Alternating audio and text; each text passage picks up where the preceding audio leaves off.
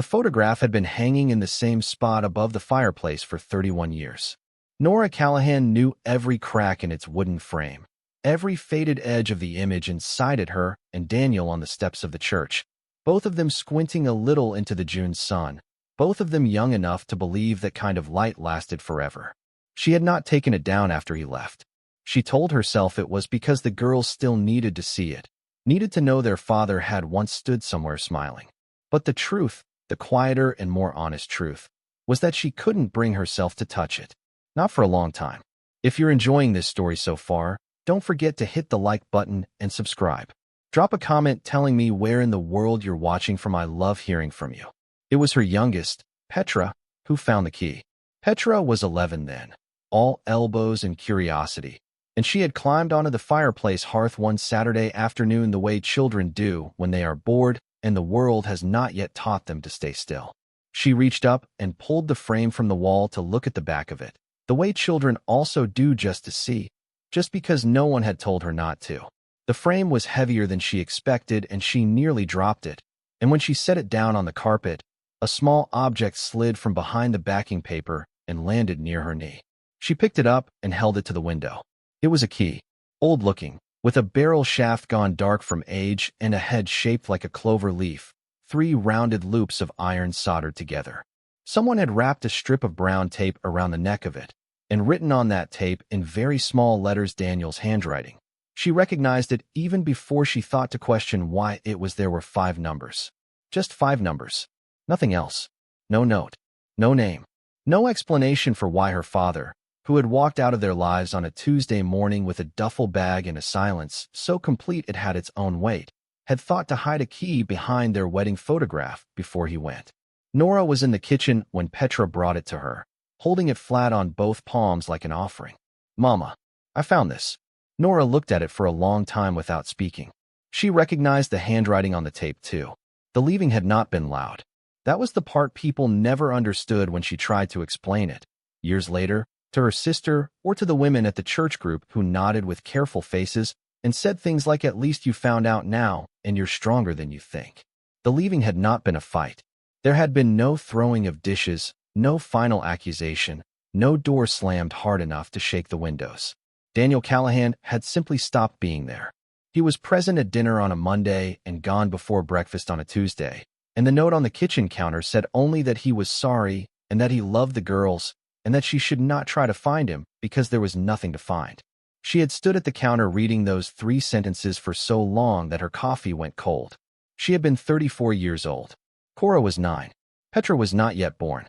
The years that followed were the kind that do not make for easy telling. She went back to work at the dental office where she had been a receptionist before the girls were born. Her mother helped with child care for the first 2 years, and then her mother's knees went bad, and then her mother's heart went, and Nora became the kind of woman who scheduled everything in 15-minute increments because anything longer felt like loss. She clipped coupons.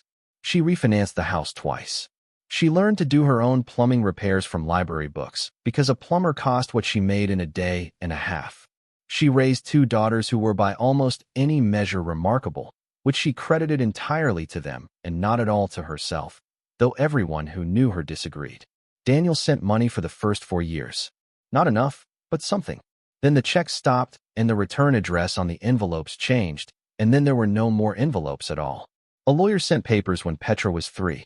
Nora signed them at the kitchen table with Cora doing homework beside her, and neither of them spoke about what the papers meant because there were no words in the house for it.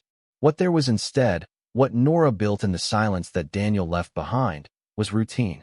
Order. The reliable comfort of small things done well. She planted a vegetable garden in the backyard. She read to the girls every night until they were old enough to read themselves, and then she read beside them. She kept the photograph above the fireplace. She told herself it was for the girls. She did not examine that explanation too closely. And then Petra climbed on the hearth and the key fell out, and suddenly the silence that Nora had been living inside for 11 years had a shape. She set it on the kitchen table and looked at it for 3 days before she did anything. During those 3 days, she learned 2 things. The first was that the 5 numbers on the tape were not a combination she had initially thought safe, because Daniel had mentioned once, years before he left, that his father had owned a fireproof safe that no one in the family could open after the old man died. But the numbers were too short for most combination locks, and when she mentioned them to Cora, who was 20 by then and studying accounting at the community college and had a practical mind that Nora had always been grateful for, Cora said they looked like a postal code. Not a local one. Not from anywhere in the county. The second thing she learned, after 3 evenings on the computer with reading glasses she was still not used to wearing, was that the postal code corresponded to a small town called Aldenmoor, 4 hours north, in the hill country where the state gave way to a rougher, less managed kind of land. She had never been there. She had never heard Daniel mention it. She had never known him to have any connection to that part of the state at all. She wrote the name down on a piece of paper and put it next to the key. Aldenmoor. She said it out loud once, standing alone in the kitchen after the girls were in bed. It sounded like the name of something that had been waiting. The letter arrived 10 days after Petra found the key, which felt like the kind of timing that could not be coincidence, though Nora had never been a woman who believed easily in signs. It came from a law office in Aldenmoor, Burkett and Associates, printed on cream-colored envelope, stock heavier than anything she received in the ordinary course of her life. Inside was a single page. It informed her that Daniel Joseph Callahan had passed away 6 weeks prior. It informed her that he had left no surviving relatives other than his daughters. It informed her that as the legal guardian of his minor child, Petra and Callahan, and as the named executor of his estate, she was entitled to take possession of the property described in the attached documentation. She had to read the page twice before the word property assembled itself into something real. A property. Daniel had owned a property. The attachment was a deed. Old paper, the kind that had been photocopied so many times the text had gone slightly soft at the edges, but legible. It described a parcel of land in Aldenmoor County, 7 acres, 1 structure, described only as a stone mill building, original construction date estimated at 1889, last registered transfer of ownership 1987, to one Daniel J. Callahan, by bequest from his father, Gordon W. Callahan. A mill. Daniel had inherited a mill from his father and had never told her. She sat at the table with the deed in her hands and tried to remember if he had ever mentioned his father's property. Gordon Callahan had died the year before she and Daniel married. She had met him once, at a family gathering, a quiet man with Daniel's same way of looking at the floor when something uncomfortable was being said. She remembered thinking he seemed like a man who carried secrets the way some people carry change, not as a burden, but out of simple habit, because it was the natural way of things. She folded the deed and put it with the key. Her sister Marguerite told her not to go. "You don't owe that man anything," Marguerite said on the phone, in the tone she used when she believed she was being patient. He walked out. He disappeared. He sent lawyers instead of apologies.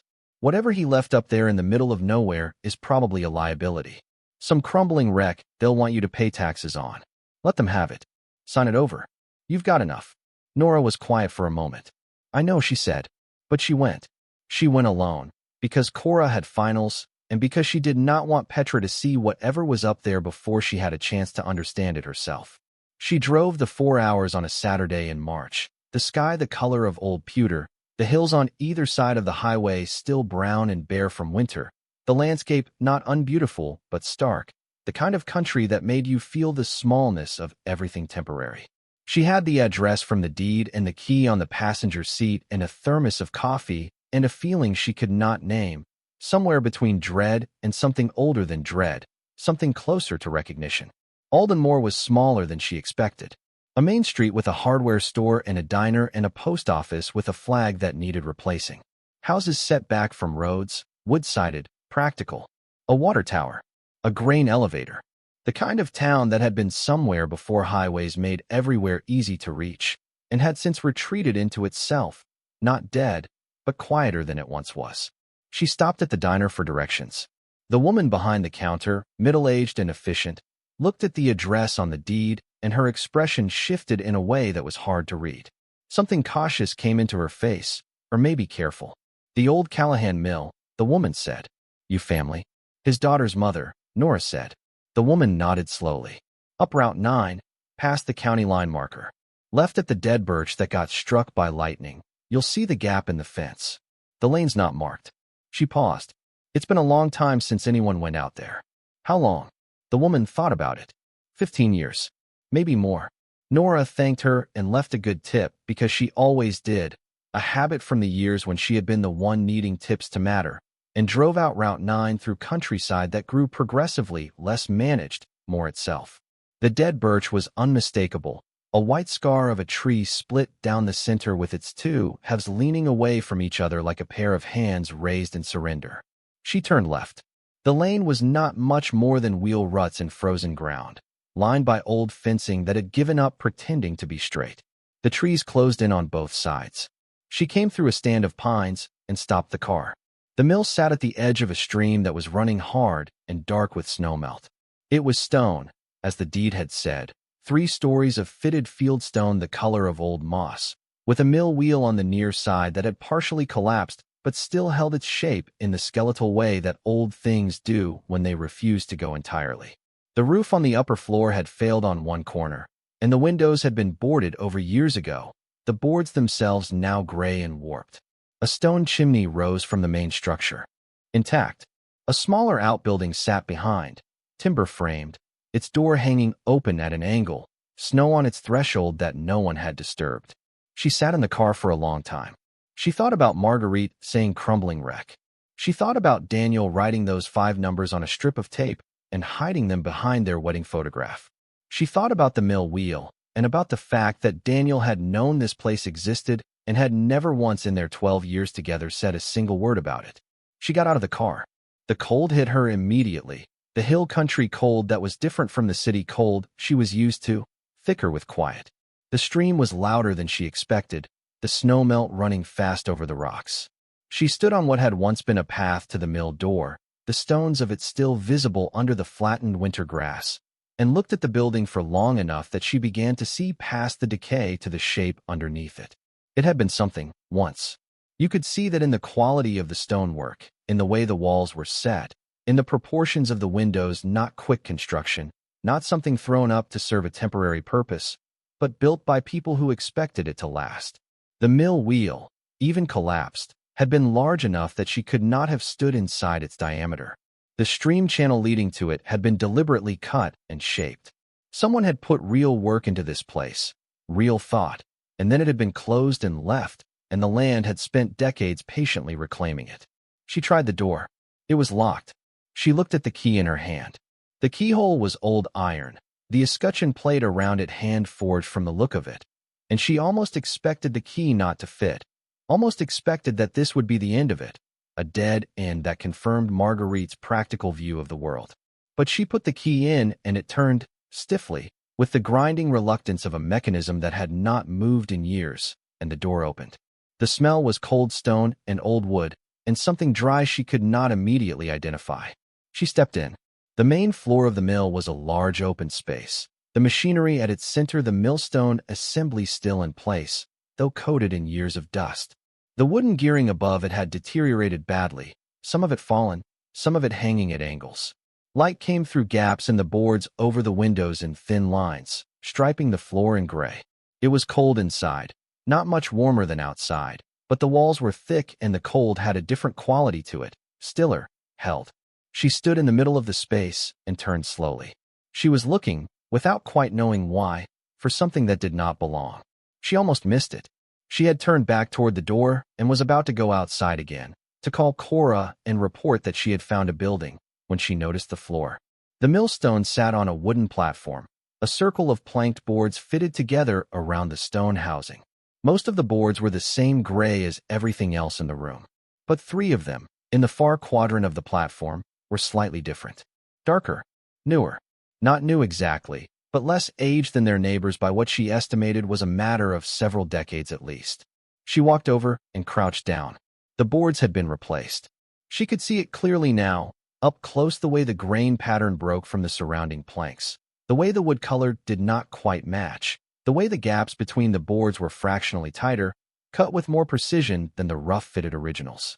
Someone had pulled these boards up and put new ones down, deliberately, at some point after the mill was already abandoned. She looked for a way to lift them. There was no handle, no ring, no obvious means of getting purchase. She pressed on one board with her palm, and nothing moved. She pressed on the corner and felt a slight give, a different kind of yield than old wood settling. She went back to her car and got the tire iron from the trunk. It took her 20 minutes, and she ruined the knees of her good jeans, and she did not stop. When the first board came up, she found a latch beneath it, a heavy iron latch set into a timber frame. And when she worked the other boards free, she was looking at a trap door 3 feet by 4, fitted so precisely into the platform that it had been invisible from above. She opened the latch. She pulled the door up. It was heavy, iron-banded, and it moved on hinges so well-maintained they made almost no sound. Below was a stone staircase, going down. There was a light switch on the wall beside it. She stared at the light switch for a long moment, because a light switch meant wiring, and wiring meant someone had maintained this, someone had been here, someone had kept the power on.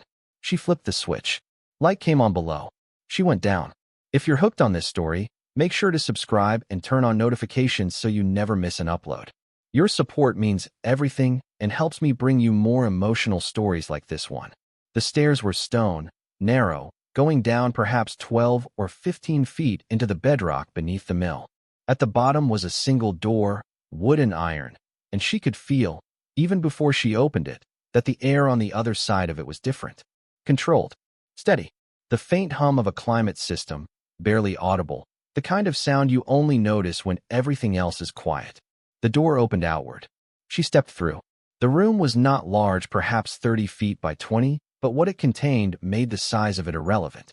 Shelving covered 3 walls, floor to ceiling. The shelves themselves heavy timber, fitted with a precision that suggested craftsmanship rather than improvisation. On the shelves were objects, each one wrapped in acid-free tissue or enclosed in archival sleeves or housed in shallow conservation boxes of the kind she had seen in photographs of museum storage facilities. Each had a small white tag attached, handwritten tags, in small, careful lettering. She walked to the nearest shelf and picked up one of the conservation boxes. She opened it carefully. Inside, in a shallow bed of archival foam, was a painting. Small, perhaps 8 inches by 10, oil on board. She knew nothing about painting. She could not have told you who made it, or when, or what school or period it represented. But she could see, even knowing nothing, that it was old, and that it had been made by someone who understood light in a way that made her breath catch. It was a landscape, hills and water, and the sky in it had a quality she could not describe except to say it looked like a sky she had seen before, in a dream or in a memory, some sky that existed behind the eyes rather than above the head. She put it back and stood still for a moment. Then she went to the tags. The writing on them was not Daniel's. The lettering was different, older-looking, more deliberate, the kind of penmanship you did not see much anymore. She found dates on several of them. 1923, 1931, 1908, 1944. One read, simply oil on panel, Flemish, attributed, and gave a name she did not recognize, followed by a date range in the mid-1600s. She looked at the shelves. There were perhaps 200 objects in the room. Perhaps more. She took out her phone and started photographing. She photographed for an hour, every shelf, every tag, every object she could see clearly. Her hands were entirely steady.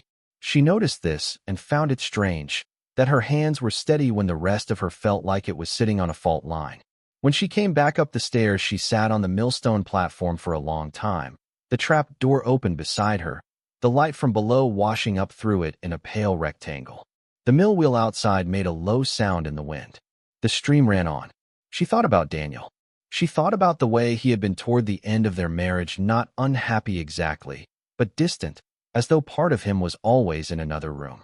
She had attributed it to ordinary unhappiness, the kind that accumulated in marriages like sediment, the small disappointments and the unspoken grievances and the slow realization that the person you had built a life with was not quite the person you had believed. She had never thought to wonder if there was something specific, something he was carrying that had weight and edges and a physical location in the world. He had known about this room.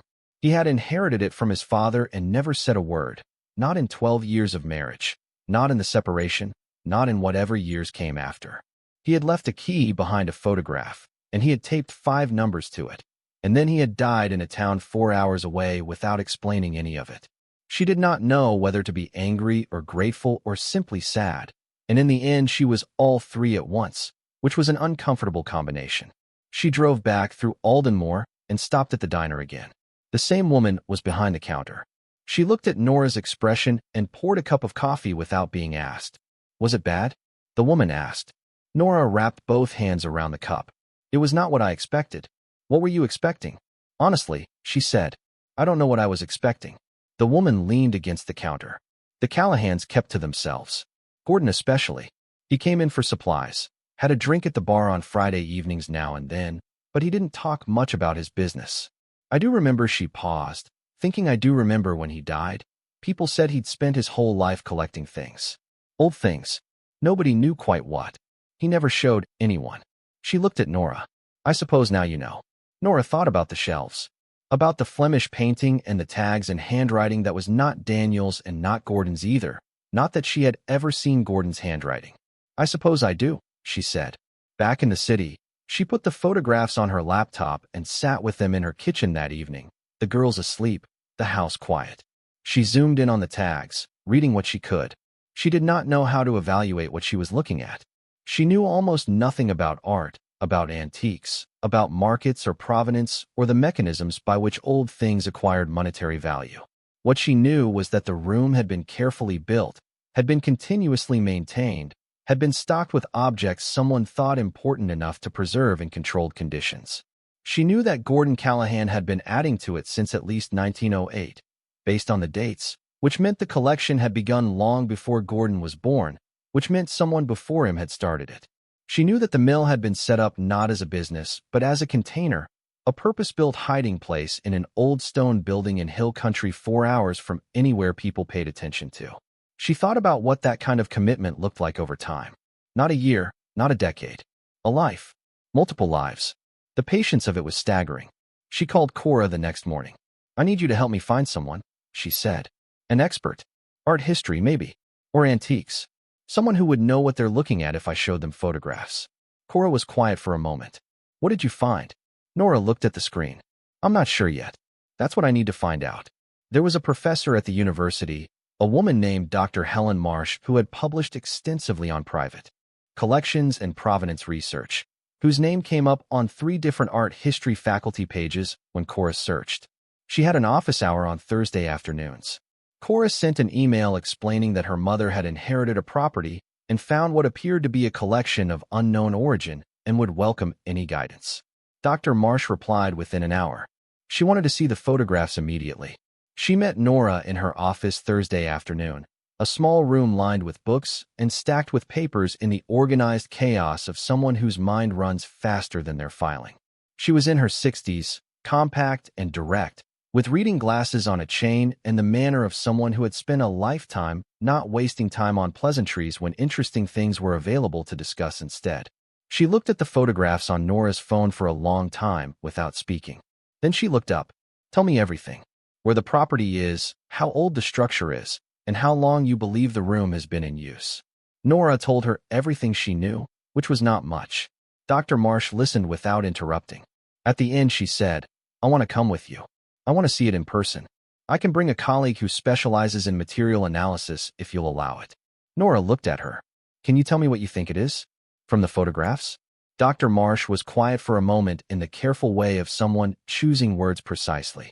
I can tell you what the tags suggest. I can tell you that 2 of the objects in your photographs appear to match descriptions of works that were reported as missing or transferred under difficult circumstances during the 1930s and 1940s. I can tell you that several of the other pieces, if they are what the tags indicate, would be of significant interest to a number of institutions. Significant meaning what? Nora asked. Significant meaning the kind of thing that doesn't stay quiet once people know it exists. Nora looked at the photos. The room. The shelves. The pale light coming up through the trapdoor. It's been quiet for a long time already, she said. Dr. Marsh nodded. Yes. Someone made sure of that. The question now is what you do with the sound. They drove to Aldenmoor the following Saturday, Nora and Dr. Marsh and her colleague Dr. Peter Voss, a materials specialist who arrived with a case of equipment that looked like it belonged in a very precise laboratory. Cora came too, sitting in the back seat with her notebook on her knee, taking notes with the focused efficiency that Nora had watched develop in her since she was small, the same focus she had once applied to her homework at the kitchen table while her mother signed divorce papers. Petra stayed home. She was 11. Some things could wait. The mill and winter light looked the same. The same collapsed wheel. The same boarded windows. The same stillness that was not emptiness but accumulation, every quiet year layered on top of the last.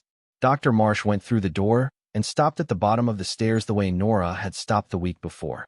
She stood in the room for a long moment without moving. Then she said, quietly, and to no one in particular, "Good Lord."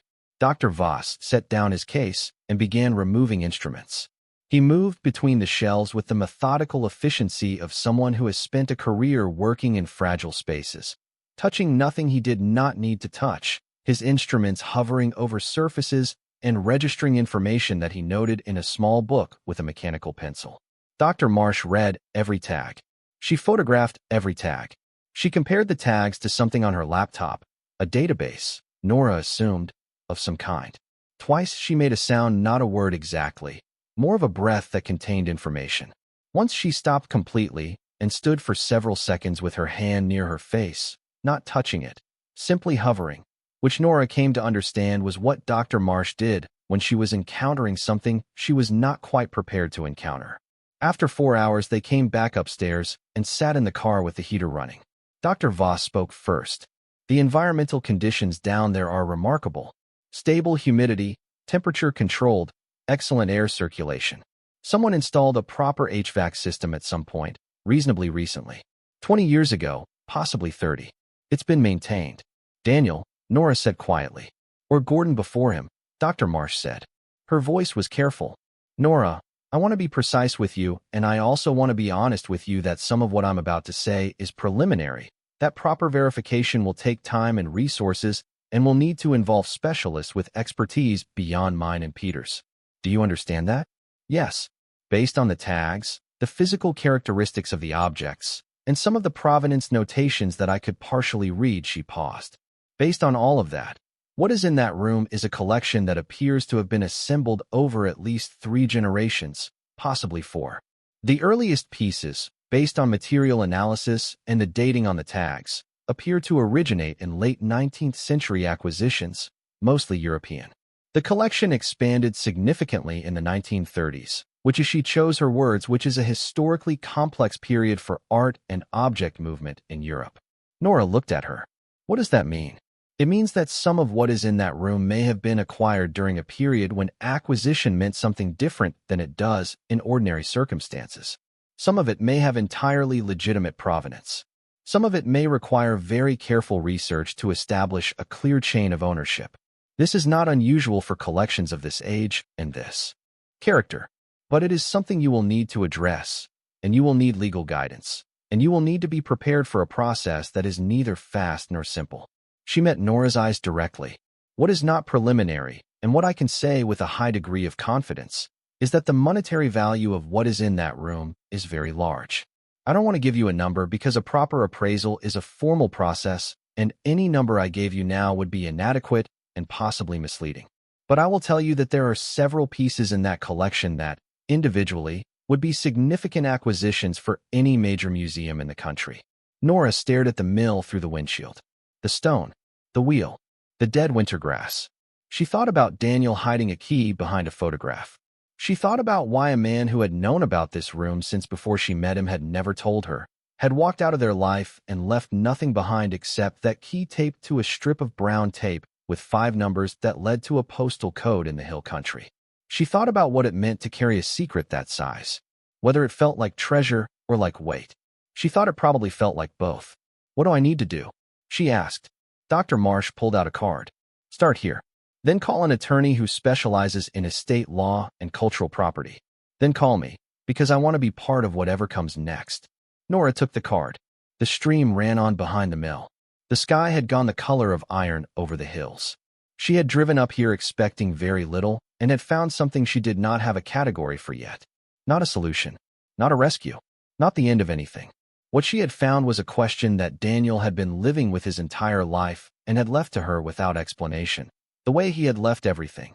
Without warning, without words, with only a key and the faith, if faith was the right word, that she would know what to do with it. She was not sure yet that she did. But she was certain of one thing. She was not going to walk away. She drove home with the key in her coat pocket, the mill in the rearview mirror, and the conversation with Dr. Marsh turning over in her mind like water over the old stones in the stream below the wheel. The story was just beginning, and the silence that Daniel had built around it for 30 years was about to become very, very loud. The attorney Nora found was named Gerald Fitch, and he came recommended by the paralegal at her dentist's office, which was not the most prestigious referral she had ever received, but was the only one available to her on short notice.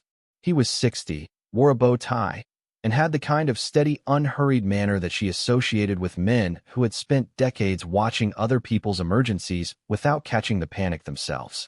His office smelled like old carpet and printer toner and the faint ghost of a pipe that had been given up some years ago. She sat across from him and told him everything. The key, the mill, the room, Dr. Marsh, the tags with dates from the 1930s, the climate system, the value she could not yet quantify, but that Dr. Marsh had described as very large. She put the deed on his desk and the photographs from her phone on a printed sheet that Cora had helped her prepare, and she watched Gerald Fitch look at all of it with the same measured expression he had worn since she walked in. When she finished, he was quiet for a moment. Then he said, "You haven't told anyone else about this." "My daughters, and Dr. Marsh and her colleague, who are professional and who I believe are discreet." "Good." He folded his hands on the desk. "Keep it that way for now. Before we do anything else, I need to know whether the estate has been fully processed.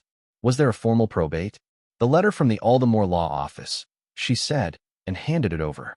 He read it twice. "Burkett and Associates." He wrote the name down. "I'll contact them. The estate is small by formal standards, the property itself, and whatever is on or in it.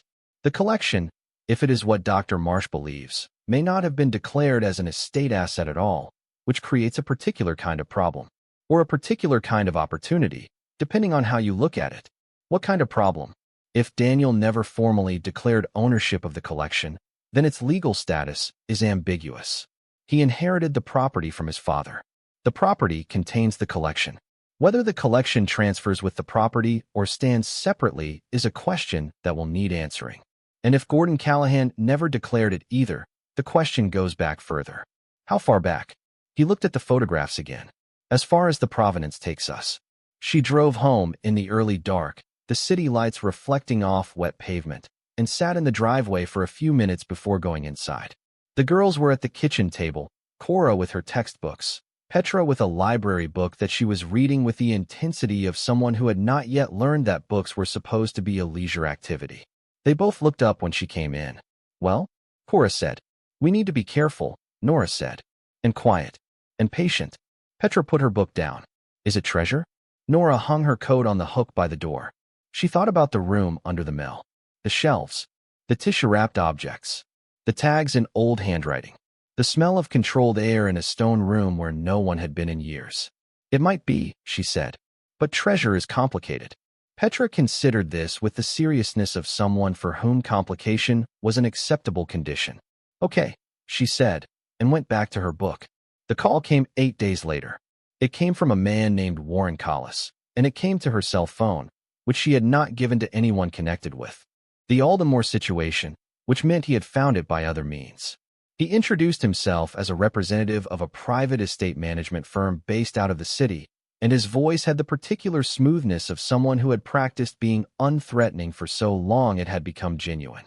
He said he understood she had recently inherited a property in Aldenmoor County, and that he was reaching out on behalf of clients who had a prior interest in the contents of that property, and that his clients were prepared to discuss a mutually beneficial arrangement that would spare her a great deal of complexity.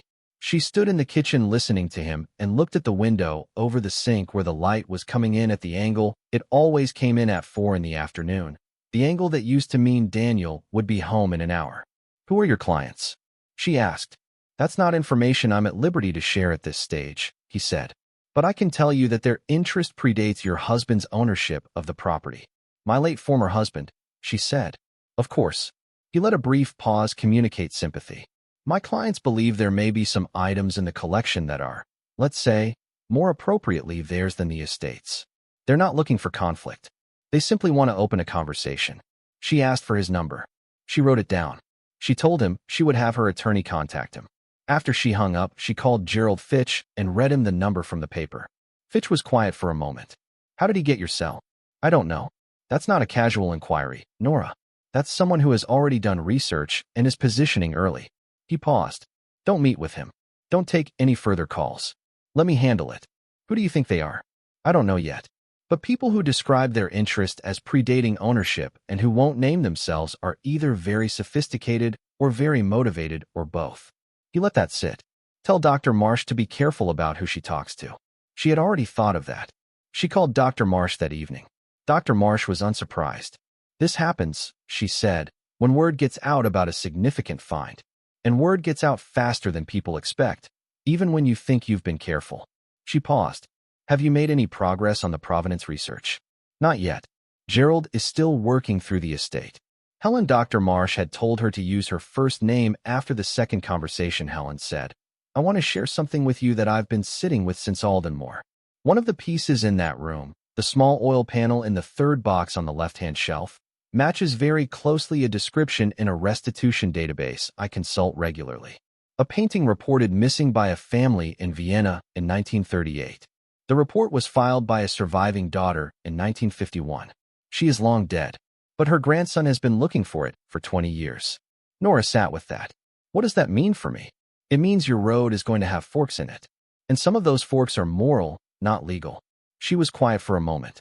I think you already know that. I think that's why you haven't slept well since you drove up there. Nora didn't ask how she knew. Some things did not require explanation. Gerald Fitch contacted the Burkett firm in Aldenmoor and learned that Daniel's estate had been processed with minimal assets, declared the land, the mill structure, and a small savings account that had already been administratively closed. The collection had not been declared. Whether this was deliberate concealment or simple ignorance of its contents was impossible to say from the paperwork alone. Gordon Callahan's estate, 30 years earlier, showed the same pattern. The property transferred, the contents of the property unspecified. Which means, Gerald told her, that from a strictly legal standpoint, the collection transferred with the property as a fixture, and the property transferred to you as executor of Daniel's estate on behalf of Petra as minor heir. The chain is defensible, but defensible is not the same as uncontested. Warren Collis called twice more. Both times she sent him to voicemail and forwarded the messages to Gerald. The third time, Gerald had identified his firm, a company called Meridian Estate Consultants, registered in Delaware, with a client list that was not public but whose activities had been noted in several art world publications in connection with the recovery and private resale of works with disputed provenance. They're collectors, Gerald said. Or they represent collectors. People who buy works with complicated histories at a discount because the complication makes the sellers willing to accept less than market value. He paused. They would very much like to buy what is in that room before it is formally valued and before its contents are publicized, because once it is public, the price goes up and the ethical obligations go up with it. What do they want to pay? He told her the number they had offered in an initial written communication. She was quiet for a long time. That's more money than I have made in my entire working life, she said. I know. It's not enough, is it? For what's in that room, Gerald said carefully, if Dr. Marsh's assessment is anywhere near accurate, no. It is not close to enough. It is the number someone offers when they are hoping you don't know what you have. She thought about Marguerite. About the word liability. About the way certain people looked at the world and saw in every uncertain thing only the cost of it, never what it could become. Tell them no, she said. The formal appraisal took 3 months to arrange and execute. Dr. Marsh coordinated it, bringing in 4 specialists, a paintings expert from the museum consortium, a decorative art scholar, a manuscripts appraiser, whose name appeared in the acknowledgments of 4 books Nora found at the library, and a provenance researcher named Dr. Yael Oran, who flew in from abroad, and who spent 6 days in the room beneath the mill with a laptop and a portable scanner and the focused intensity of someone who was doing work that mattered to them in a way that went beyond professional obligation. Nora went up 3 times during those 3 months. She stayed at the motel in Aldenmoor, a 12-room place on the edge of town with a breakfast room that served good coffee and where the woman at the front desk, whose name was Shirley, had begun to recognize her and ask about the girls. Each time she went, she walked around the property. She looked at the mill from different angles. She watched the stream running lower as spring dried the snowmelt out of it, the water clearing, the rocks on the bottom becoming visible. She looked at the mill wheel, still half collapsed, still insisting on its own shape. She thought about Gordon Callahan building a climate system under an abandoned mill and maintaining it for decades, and about his father before him, whoever that had been, acquiring objects in a period she was still piecing together from what the specialists told her in their careful, qualified language. She thought a great deal about Daniel. She had been angry at him for 11 years in a way that had become so habituated she barely felt it anymore. The way you stop noticing a sound that has been present for long enough. But the anger had always been about the leaving, the silence, the absence, the Tuesday morning with the duffel bag. Now there was something else in it, something more specific and in some ways harder to hold. He had known about this room. He had been maintaining it, coming up here in the years after he left, keeping the system running, preserving what his father had preserved and his grandfather before that. He had kept a secret that had weight and history and moral complexity, and he had kept it alone, and then he had died with it. She could not decide if he had been protecting her or simply incapable of sharing it. She supposed it was possible both were true. She supposed it was possible she would never know. She called Marguerite once, from the motel parking lot, on a Wednesday evening. She did not tell her about the collection. She just asked how she was, and listened, and said the appropriate things. After she hung up, she sat in the car for a while.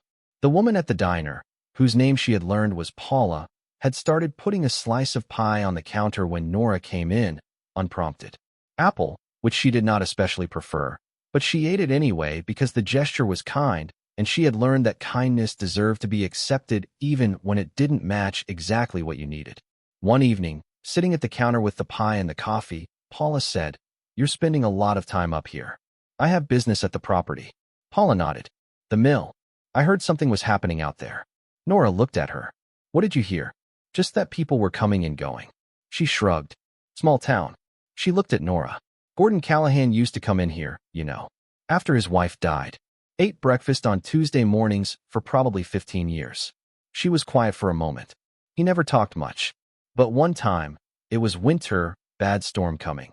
He came in looking like he hadn't slept, and he sat there for a long time with his coffee. And finally, he said she paused as if assembling the exact words he said. "Some things outlast the people who make them." And then he paid and left. Paula looked at the counter. I never knew exactly what he meant. She picked up a cloth and wiped the already clean surface. "I think I might now." Dr. Yell Oron's preliminary report arrived by email on a Thursday morning. It was 14 pages and contained language that was careful and technical and in places deliberately hedged, because provenance research at this level was not a discipline that rewarded overconfidence. But it also contained passages that were not hedged at all, passages that named things directly because the evidence for them was clear enough that hedging would have been its own kind of dishonesty. Nora read it at the kitchen table with her second cup of coffee, Cora sitting across from her with her own coffee, both of them quiet, because some documents need to be read in silence. The collection comprised, by Dr. Oron's count, 214 objects. Of these, 47 had provenance documentation clear enough to be unambiguous pieces acquired through legitimate purchase or gift, with paper trails that went back to their origin, no gaps, no periods of uncertainty. These ranged from decorative objects of modest value to several paintings whose conservative estimates put them in the mid-six figures individually. Another 89 objects had partial provenance, documentation that existed but contained gaps, periods where the chain of ownership could not be fully reconstructed. These required further research but were not flagged as problematic in themselves. Gaps in provenance were common in collections of this age, particularly those assembled during periods of economic disruption. The remaining 78 were flagged.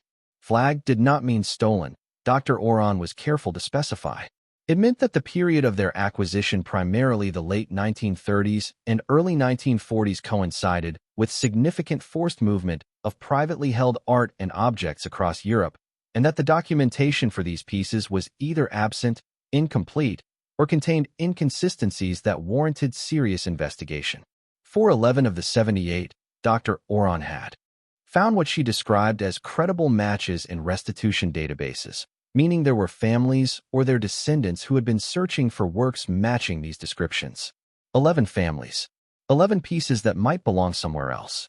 Nora read that section 3 times. Cora, who had read it over her shoulder, said, "What are we going to do?" Nora put the report down. "We're going to find out who they are. All of them. All of them." "How?" She looked at her daughter. "Dr. Oron has contacts. And there are organizations that do this work. It's going to take time, and it's not going to be simple, and some of it is going to be painful." She paused. "But these things don't stop being true because they're inconvenient." She thought about Gordon Callahan at the diner on a winter morning that he hadn't slept through. Some things outlast the people who make them. We don't get to inherit the good parts and pretend the rest isn't there. Cora nodded. She had her mother's way of receiving difficult information, straight, without flinching, filing it immediately into the category of things to be dealt with rather than things to be avoided. The formal appraisal came in 4 weeks later. Gerald Fitch called her on a Friday afternoon. He had the final numbers. He read them to her, and she sat at the kitchen table and did not say anything for a moment. Then she said, "Say that again." He did. The total assessed value of the Callahan collection, pending provenance resolution on the flagged items, was between $41 and $63 million. The range reflected the uncertainty around the flagged pieces, whose value would depend partly on what the provenance research determined. The clear pieces alone, the 47 with complete documentation, were valued at approximately $9 million. The partial provenance group added another $20 to $30 million in conservative estimates. The flagged items, if their provenance could be cleared, accounted for the upper range of the total. Even if every one of the flagged items was ultimately returned to its rightful owners, which Gerald noted was the right and legally sound thing to do, and also would still leave her with a collection worth $30 to $40 million. $30 to $40 million. She looked at the window. The afternoon light.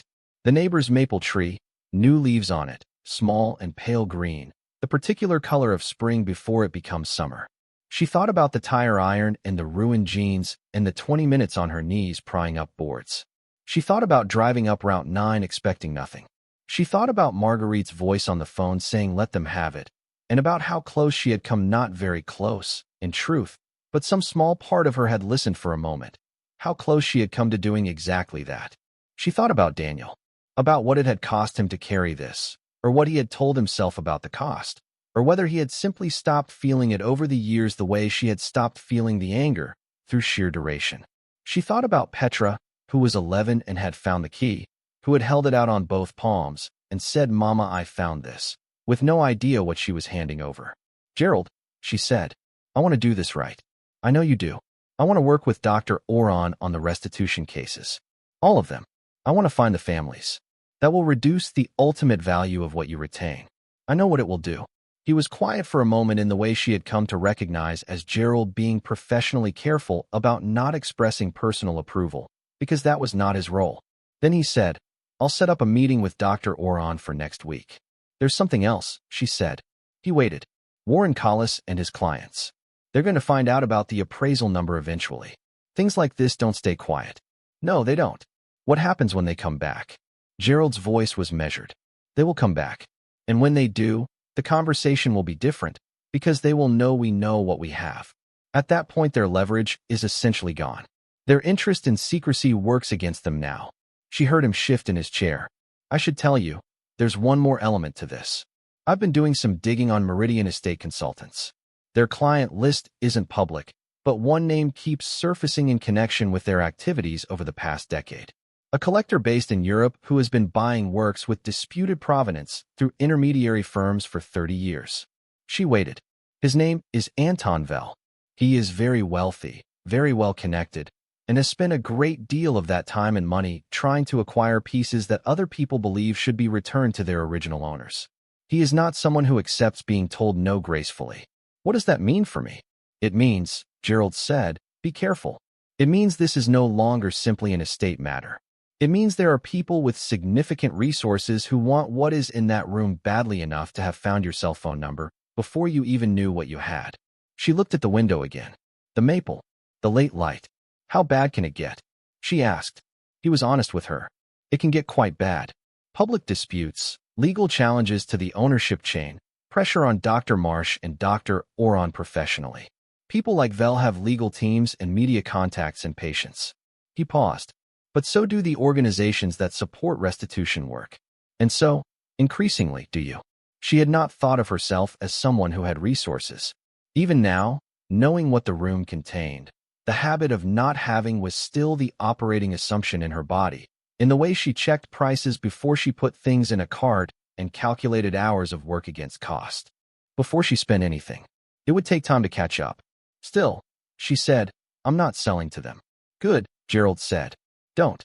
The meeting with Dr. Oron was held in Dr. Marsh's office at the university, the three of them around a table with printed copies of the report and a whiteboard that Dr. Oron used to map out what she called the restitution architecture, the 11 cases, the databases they connected to, the organizations that could support the research, the likely time frame.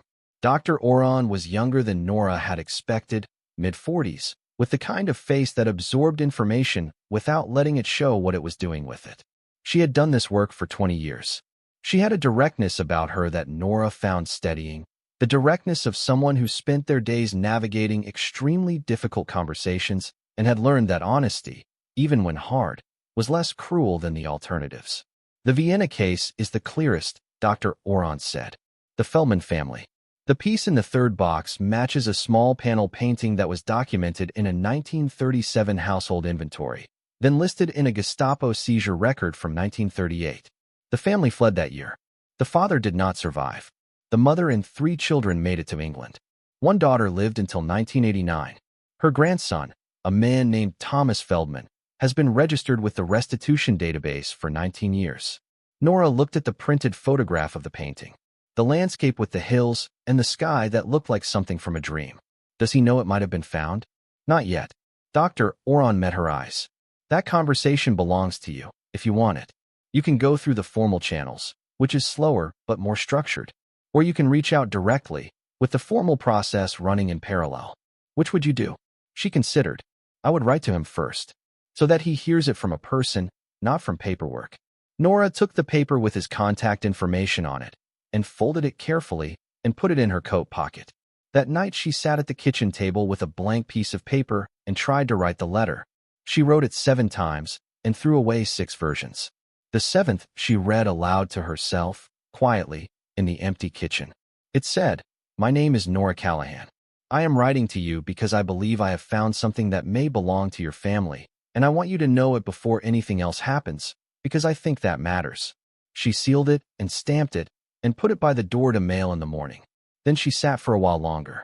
She thought about what Dr. Marsh had said on the drive back from Aldenmoor the first time, about the collection going public, about sound and silence, and what you choose to do with both. She thought about how it had taken 30 years and a child climbing on a fireplace hearth and a key falling out of a frame for any of this to come into the light. She thought about all the time that had passed, all the people who had lived and died without knowing where things were, without closure, without the painting on the wall where it was supposed to be. She thought about Gordon Callahan at the diner saying some things outlast the people who make them. He was right. Some things did. But they could outlast in more than one direction. They could outlast toward concealment, gathering years like sediment over a secret. Or they could outlast toward something else, toward return, toward recognition, toward the moment when a man named Thomas Feldman opened a letter from a stranger and read the words, I believe I have found something that may belong to your family. She turned off the kitchen light and went to bed. Outside, the maple was dark against the darker sky, and the street was quiet, and everything that had been set in motion was still moving, the way rivers move in the dark when no one is watching steadily, without drama, following the shape of the land toward wherever the land decided they were going. Warren Collis called on a Monday morning. This time she answered. She did not ask how he had gotten her number again. She simply said, I've spoken with my attorney. The answer is no, and it will continue to be no. He was smooth about it. He expressed understanding. He said his clients were patient and that the conversation did not need to end here. He suggested that a face-to-face meeting might clarify certain things that were difficult to convey through intermediaries. I'm sure it would, she said. But the answer doesn't change in person. Mrs. Callahan, he said, and something in his voice shifted fractionally, not a threat exactly, more like the suggestion of weather changing. My clients have significant resources and significant interest in this matter. I would not want you to find yourself in a position where the complexity of the provenance questions around certain items in the collection is used against you rather than resolved in your favor. She was quiet for a moment. Are you suggesting, she said, that your clients would interfere with the restitution process? I'm suggesting that resolution is easier when everyone is cooperating. She looked at the letter on the table, ready to mail, Thomas Feldman's address in London. I have one thing to say to you, and I want you to make sure your clients hear it clearly. I know what is in that collection. I know what it's worth. I know what some of it has been through and who some of it belongs to. I am working through that with the appropriate professionals and organizations. I am not going to sell anything to anyone who wants to buy it, because it is complicated and they think I don't know what I'm doing. Do you understand me? He was quiet. Good, she said. Please don't call again. She hung up and sat for a moment. Her heart was going faster than her voice had suggested. She breathed through it. Then she picked up the letter for Thomas Feldman and her car keys, and she went to the post office. The letter she mailed that morning would reach London in 6 days. Thomas Feldman would read it twice, standing in his kitchen, and then he would sit down, and then he would read it again. He would call his sister. His sister would cry. He would not cry until later, alone, when the full weight of 19 years of searching arrived at once the way relief sometimes does, not gently but all at once, like water through a door that has finally opened. But Nora would not know any of that for 2 more weeks. In the meantime, she drove home from the post office through the mid-morning streets, the windows down because the day was warm, the city going about its ordinary business around her. She stopped at a red light and sat with the engine running and thought about the mill, about the room, about the 214 objects on their shelves in the dark beneath the stone floor, each one a kind of time capsule, each one carrying in it the particular density of all the years it had been there. She thought about what she was going to do with what she kept, because she would keep some of it. Whatever the provenance research concluded, whatever the restitution work returned to the families it belonged to, there would remain a collection of significant value in her possession. Gerald had made her understand this clearly and without dramatics. She had inherited, through the chain of a marriage she had not chosen to end, a fortune. Not an abstract fortune, not a lottery ticket, but a real thing made of real objects accumulated by real people over a century and a half. It was hers, or would be, once the legal and moral work was done. She was a dental receptionist who clipped coupons and refinanced her house twice, and did her own plumbing from library books. She was also, now, something else. The light changed. She drove. Cora was waiting at home. She had taken the morning off from her accounting class, and she had made a pot of tea, and when Nora came through the door, she looked at her mother's face and said, "You called them, didn't you? Collis and whoever is behind him." I answered when he called. "Yes. How did it go?" She put her keys on the hook. She poured a cup of tea. "I mailed the letter," she said. Cora understood what that meant. She nodded. They sat at the table. Outside the window the maple was in full leaf now, the pale spring green gone to the deeper, more serious green of summer. Petra would be home from school in 3 hours. There was laundry to do and a grocery list that needed attention and a callback to schedule with Gerald about the next steps in the estate process. These were ordinary things, and they were still true, still the actual texture of the life she was living. The collection existed, and it was extraordinary, and it was going to change things in ways she had not yet fully understood. But the grocery list was also real, and the laundry, and the sound Petra made when she dropped her backpack by the door. Both things were true, the extraordinary and the ordinary. They had always been true at the same time, she supposed. She had just not always had both of them at once. "Mom," Cora said, not asking a question exactly, just saying it, the way children say the word sometimes when what they mean is "I see you. I'm here. I'm paying attention." Nora looked at her daughter. "Yeah," she said. Outside, a car went past, and a dog barked twice and stopped, and somewhere in the neighborhood a lawn mower started up with a sound like summer properly beginning. The key was on the table between them. She had gotten into the habit of carrying it with her and setting it down when she came inside. The way people set down phones or glasses, the small objects that had become part of the daily inventory of things you kept track of. It sat there now, the clover head dark with age, the strip of tape with Daniel's 5 numbers still attached, the numbers that had started all of this. She picked it up and held it for a moment. Then she put it in the small ceramic dish by the door where they kept the house key and the car key and the spare key to Marguerite's apartment that she had never used but could never quite bring herself to remove. It belonged with the other keys now. That was where things that opened doors went. The antique dealer who contacted Dr. Marsh 3 weeks after the appraisal was completed was not Warren Collis.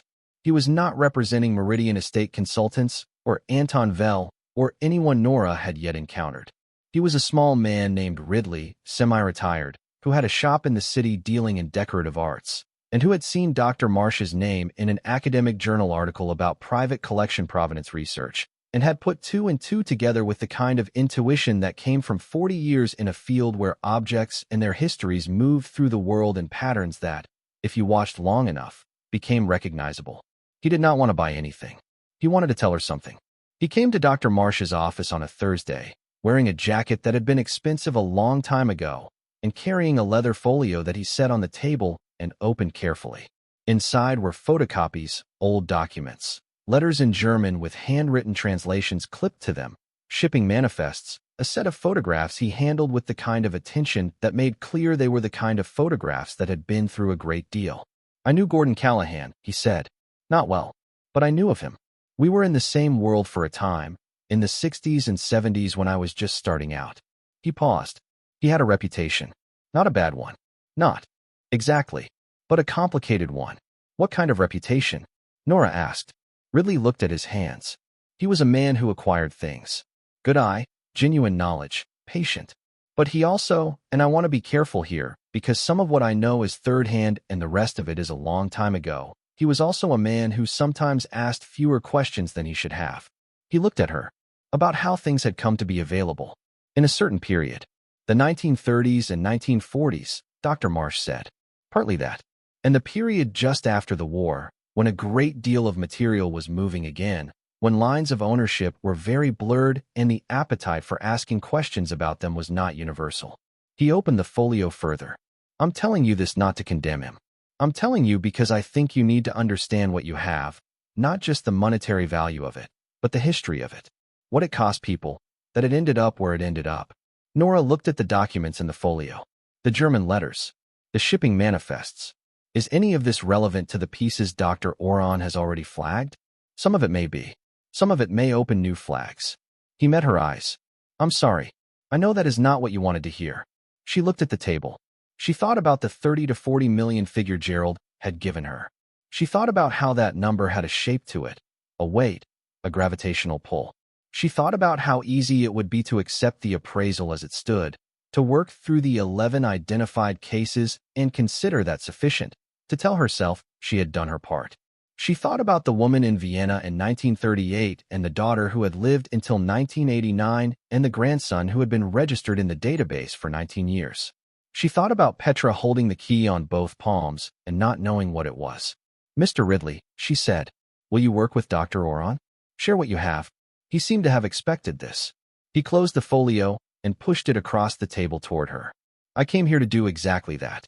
The work expanded. Dr. Oron brought in an additional researcher, a woman named Siona Hertz who specialized in the post-war dispersal period that Ridley had described, when the movement of objects through unofficial channels had been complicated and fast and almost entirely undocumented. They worked from the room in the mill and from databases and from the documents Ridley provided, and from a network of institutions across 4 countries whose work overlapped with theirs. The 11 cases became 14, then 17. Each new case was a name. Each name was a family. Each family was decades of not knowing. Nora drove to Aldenmoor every few weeks. She had begun, on those trips, to work on the mill itself, not the room, which the specialists managed, but the building above it. She had hired a local contractor, a taciturn woman named Bess who had grown up in the area and who looked at the stone walls and the mill wheel with the frank appreciation of someone who recognized work done by people who knew what they were doing. Together, they were assessing what it would take to stabilize the structure. Not restore it, not in the museum sense, but preserve it. Keep it standing. Keep it honest about what it was. Paula at the diner had started putting apple pie on the counter before Nora even sat down. "You're going to keep it," Paula said one evening. Not a question. "I think so," Nora said. "What will you do with it?" She ate a bite of the pie. She looked at the window, the dark outside, the lights of Aldenmoor small and scattered in the hill country. "I'm not sure yet. Something that Gordon would have wanted, I think. Or what he might have wanted if he had been different about certain things. Paula nodded. She refilled the coffee. That's a complicated goal. Most good ones are, Nora said. The letter from Thomas Feldman arrived 2 weeks after she had mailed hers. It was handwritten, on plain paper, and it was not long. He said that when he read her letter he had called his sister and that his sister had cried and that he himself had needed to sit down. He said that his grandmother had described the painting to him when he was a child, that it was a landscape with hills and a sky of a particular quality, and that she had always said it was the most beautiful thing she had ever had to leave behind, and that leaving it had felt like leaving a piece of the world she had been born into. He said he understood that there were formal processes to follow and that he was prepared to follow them. He said thank you in a way that did not feel like a social formality. Nora read the letter at the kitchen table and did not try to manage what she felt. Cora found her there 20 minutes later, still sitting with the letter, and sat down across from her, and did not say anything, which was exactly right. Petra came home from school, dropped her backpack, looked at her mother's face, and said, "Is it good or bad?" Nora thought about it. "Both," she said, "which is the truest kind of thing there is." Petra considered this. Then she opened the refrigerator and got herself an apple and sat at the table too, and the three of them were there together in the kitchen, in the ordinary late afternoon, with a letter on the table between them that had crossed an ocean and connected something broken to something that could not restore what was broken but could acknowledge it, which was not nothing, which was, in some ways, everything. The key was in the dish by the door. The mill was standing in the hill country 4 hours north. The room beneath it was still full, most of it, the shelves still carrying the weight of what had been accumulated over a century and a half of human history in all its complexity and its beauty and its cost. And Nora Callahan, who had driven up Route 9 expecting nothing, who had used a tire iron on her good jeans, who had stood in the pale light coming up through a trapdoor in an abandoned mill floor and understood that she was standing at the edge of something she did not yet have words for. Nora was beginning to find the words. Not all of them. Not yet. But enough to know what came next. Thomas Feldman came to America in September. He was 61, traveled with his sister Ruth, and they arrived at the mill on a Tuesday morning when the hills had begun their first turn toward autumn, the edges of the maple and oak going amber at the tips, the light different from summer light, lower and more considered, the kind of light that made everything it touched look like it was being examined carefully. Nora had driven up the night before and stayed at the motel. She had not slept particularly well, not from anxiety exactly, but from a state of alertness she could not turn down, the sense that the day coming was one of those days whose weight you feel before it arrives. She met them at the mill at 10 in the morning. Ruth was younger than Thomas by a few years, compact and dark-haired, wearing a coat that was too warm for the day. Thomas was taller, gray at the temples, with glasses and the slightly formal manner of a man who had prepared for an emotional moment by organizing himself around it. They shook hands. They said the things people say. They stood in the autumn light outside the stone building, and no one said anything for a moment, which was the right instinct. Then Thomas said, quietly, "My grandmother described the stream." Nora looked at the stream, running low and clear in September, the rocks on the bottom visible. She said it ran along the left side of the building where they stored the mill. "That's right," Nora said. He nodded slowly. She was not a sentimental woman. She described practical things. The weight of the key, the smell of the flour dust, the sound of the wheel. He paused. She never described the painting itself that way. She described it the way you describe something that belongs in the category of feeling rather than fact. He looked at the mill. "I always thought that meant she loved it very much." Ruth had her hand over her mouth. She was not crying yet, but she was close. They went inside. Nora had arranged with Dr. Oron that the painting would be out of its box and placed carefully on the examination table in the room below, lit properly, visible. She had thought about whether to bring it upstairs, out of the vault, into the natural light of the mill floor, and had decided against it.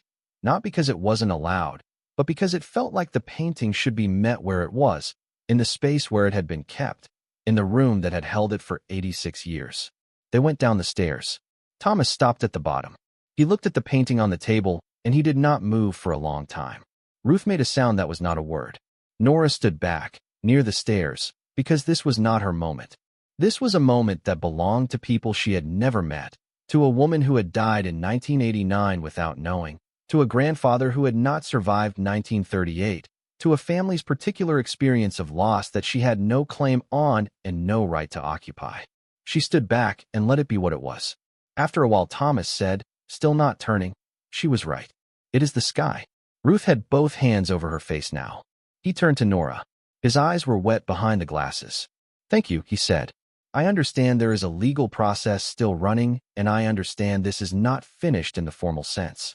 But I want to say this now, before any of that. Thank you for writing the letter. For writing it the way you did, like a person, not like an institution. Nora nodded. She could not have said much just then without her voice going somewhere. She didn't want it to go in front of strangers, so she just nodded. He looked back at the painting. My grandmother used to say that the war took everything. She did not mean the material things, though it took those too.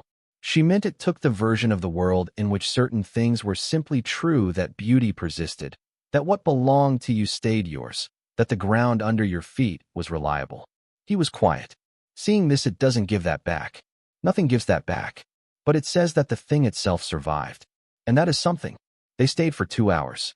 Ruth photographed everything, not just the painting but the room, the shelves, the tags and old handwriting, the stairs. Thomas asked careful questions about the provenance chain, the documentation, the formal restitution timeline. He was precise and thorough, and Nora could see that he had spent years in the posture of someone who did not allow himself to expect resolution, who had learned to hold the search and the uncertainty as a permanent condition rather than a temporary one. The shift required to accommodate actual resolution was visible in him, not as relief exactly, not yet, but as a kind of structural adjustment, the way a building settles when weight that has been pressing on one side is redistributed. Before they left, Ruth took Nora's hand and held it for a moment without speaking. Her grip was firm. It said what it needed to say. Nora drove back to the city that evening. The road through the hills, the light going out of the sky behind her. She stopped once at a gas station at the edge of the hill country and sat in the car with the engine running and let the day settle through her. She called Cora. How was it? Cora asked. She thought about how to answer that. Hard and right, she said, both at the same time. Cora was quiet for a moment. Is that what it's going to keep feeling like? Nora looked at the dark hills through the windshield. Probably, she said. I think that might be the nature of it. The public. Announcement came in October. Gerald Fitch had advised waiting until the legal framework was solid enough to withstand immediate scrutiny until the estate was fully processed, the initial restitution cases formally opened, and the collection documented thoroughly enough that any challenge to its management would be answering a comprehensive record rather than a vacuum. Dr. Marsh had agreed. Dr. Oron had said she needed the time anyway, that the research did not benefit from being rushed. But October came and the framework was ready, and Gerald said it was time. The announcement was coordinated through the university, where Dr. Marsh held a press conference in a lecture hall on a Wednesday afternoon. Nora sat beside her at the table at the front of the room, with Gerald on her other side and Dr. Oron attending by video from abroad.